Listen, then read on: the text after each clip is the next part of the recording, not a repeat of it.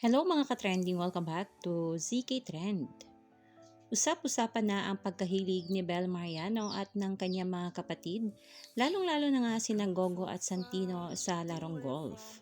Kahapon ay nagkaroon ng sibling time itong Mariano sibling at nagpunta nga ang mga ito sa The Golf Den around Antipolo. Ayon dito sa post, "What a hole in one day! Thank you Miss Bel Mariano for playing at the Golf Den. Your visit made it even more special. See you again at TGD." Masaya nga ang mga fans ni Bel Mariano dahil may malaking oras na din ito sa kanyang family, lalong-lalo na nga sa kanyang mga kapatid. Literal na bumabawi si Ate Bel sa kanyang mga kapatid. At syempre mga kabablis, naging usap-usapan nga ang pagkahilig ng Mariano siblings sa larong golf. Maraming nagsasabi ng kaya hilig na ito ng Mariano siblings, lalo na sina Gogo at Santino dahil ito daw ang nagsilbing libangan ng magkapatid dahil sa impluensya ni Donnie Pangilinan. Alam naman natin na sa ngayon nga ang pag-golf ay isa sa mga bagong laro na kinagiliwan ni Donnie at laging nilalaro nila Donnie. Kaya naman di kataka-taka na maimpluwensyahan ni Donnie ang mga kapatid ni Bel.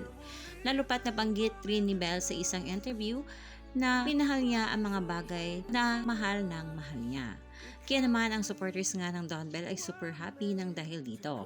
At fresh update pa ito kay Belinda.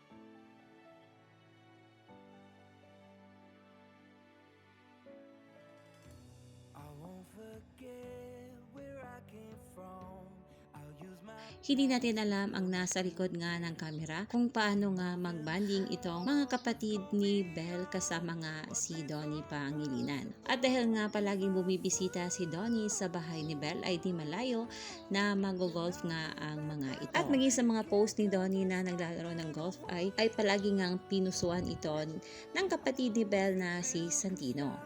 Kaya naman looking forward na nga ang lahat na makita on cam itong sina Donnie at kapatid nga ni Bel na maglalaro together sa isang golf. Kaya naman yan ang ating pagkakabangan. Yan muna ang pa-update natin ngayon sa Don Bel mga kababli. Stay tuned for more Don Bel updates. Hanggang dito na lang. Maraming salamat sa inyong patuloy na panonood.